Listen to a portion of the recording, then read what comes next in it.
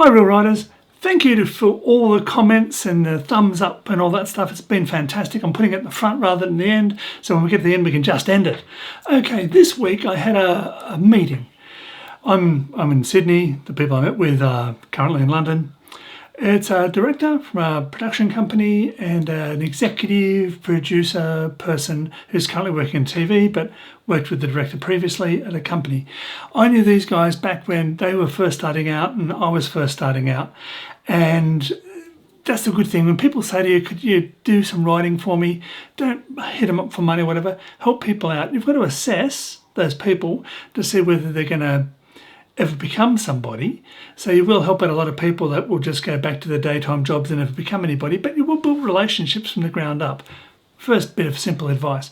But this is more than the inciting incident. And what does that mean? Well, while we were talking about what's going to be coming forward. And as a lot of you know, I live in the low-end indie world.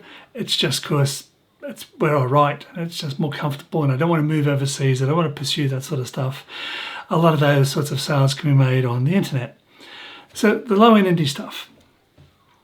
And we were talking about horror, and if you go back, I'll put a card up here for another video talking about statistics and what's selling. And they were saying, or the director was saying, there's a lot of money around at the moment for cheap horror that's set in a single location, and location movements drive up cost, having to pick everyone up and move them to a second location, having to pay for licenses in second locations, renting second locations, third locations, fourth locations, even if it's only just for a day, can be really expensive. If you rent someplace for a week, let's say an abandoned warehouse for a week, it might cost you $500.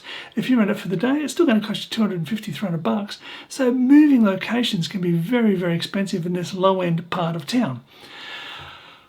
But what I was saying, when I said, oh, that's interesting, we're having a chat about low-end horror and what sort of horror, and is it high-end horror, what are people looking at? And then it was drifted across onto TV because the producer's working in television as well. And she said why is becoming a big question. People keep asking extra whys, third why, fourth why. Like, say you've got, let's say it's a Hitman movie, okay? And you read these sorts of log lines everywhere because people have watched Taken and think that's going to keep going. A retired hitman, his daughter is abducted by his old mafia boss. Now he's going to go and defeat the gang or whatever to rescue his wife or daughter or dry cleaner. And the producer said, people are going to ask why. And it's like, well, what do you mean, why? Well, why did... We know why he's going to go save his daughter. He loves his daughter, but why was his daughter abducted? And if you go, and you come up with an answer, well, the police seem to be getting inside information and they suspect that it's the hitman giving out the information. Why? Why do they suspect the hitman's giving out information? And suddenly you start struggling. And she said she's been in these meetings where people keep driving into the why.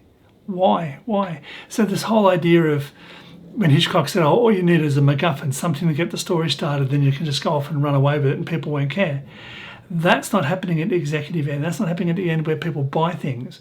They're asking questions, but why? And I think just assessing and analysing the psychology of the people asking these questions.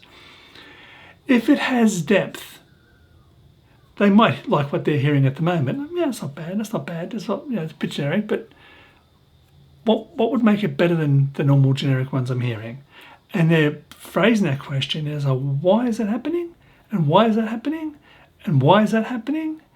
And they keep going until it becomes a thing of irreducible complexity, something which is reduced so far it cannot be reduced anymore. It's at its most basic element. We understand the seed of the story, where that started. And now from there, we can grow in many directions. If they see something or hear something that they think, wow, I've never seen it come from there before, maybe that will be a franchise for them. But even if it's not a franchise, it could be the start of a franchise, like the Marvel Cinematic Universe. Iron Man didn't kick off a franchise. Iron Man was a complete story. They wrote it as a complete story because they thought it may be a flop, but one of the best Marvel movies ever.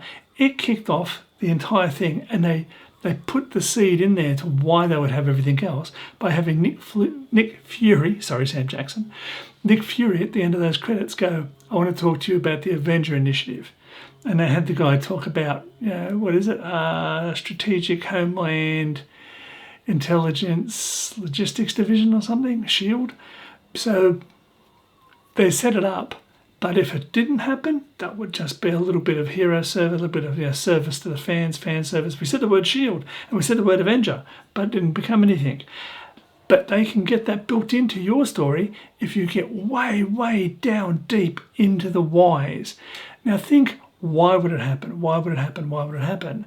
And I sort of have a few stories I'm working with them on, but figuring out the why is quite hard. And I have to get the why. I can sell it to that producer, not a problem. She's got my back when she goes off and has meetings, but she knows she's going to be asked that question. She's come back to me in the past and said, I want you to write me a pitch document with no more than 300 words because I know the person I'm going to be giving it to. I want you to create this document for me on a certain script, 1 page, because I know the person I'm dealing with. She's got my back on a lot of things, and I have to have her back. So when she goes into meetings, she's not anything she's got in her hand is a bit of paper. She's got to have all her tools ready. So when she starts getting those, even if we consider them silly questions, the why? She can go, because of this, because of this, because of this. Or she might even start with that. I don't know how she's going to pitch these movies for me, but she may start with the, back in 1989, this happened when this happened, and that happened, and that happened, and this happened, and this happened, and that brings us all the way up to the start of this film. Then we see this happen, and here's the story. So the people know the world now. So maybe this is a start of world building in another form. So why is it important? Why is it happening? Why are people doing this? It's not just a one thing. If we think about most inciting incidents that we do see, there's a person has no interest whatsoever in, I don't know, becoming a superhero. They just want to go get the job at the agency, write copyright for the rest of their life. That's all they want to do. And then suddenly something happens and they open up a magical backpack and they become a superhero. And now suddenly it's like, oh, I've got to right wrongs. I've been selected by the backpack to go off and do these things for the rest and fight humanity. That's not really how people work. If we look at Star Wars, he went off and did all those things because that's what he already wanted to do, right? His father, he thought his father was one of those sorts of people. He's been living in a small town, feeling stifled, feeling choked, just working on evaporators and things like that with good old Uncle and Auntie. And he wants to go off. He wants to go fight in the war. That's what he really wants to do. The inciting incident of his family being killed and all that sort of stuff, imagine if he had been happy on the farm and all those people got murdered. He wouldn't suddenly go off and become Luke Skywalker. The why is because he already wanted to do that. He had in his head the mythology of his father being a great warrior. And he wanted to go follow that part. He wanted to go connect with the soul of his father, which is possibly why it was devastating later on. We find out that he's not his father who he thought his father was or whatever. So the why goes all the way back. 20% off for you guys. I Make Nothing, that's for you. And the book on one of these sites. And that's it. And until next time, keep writing.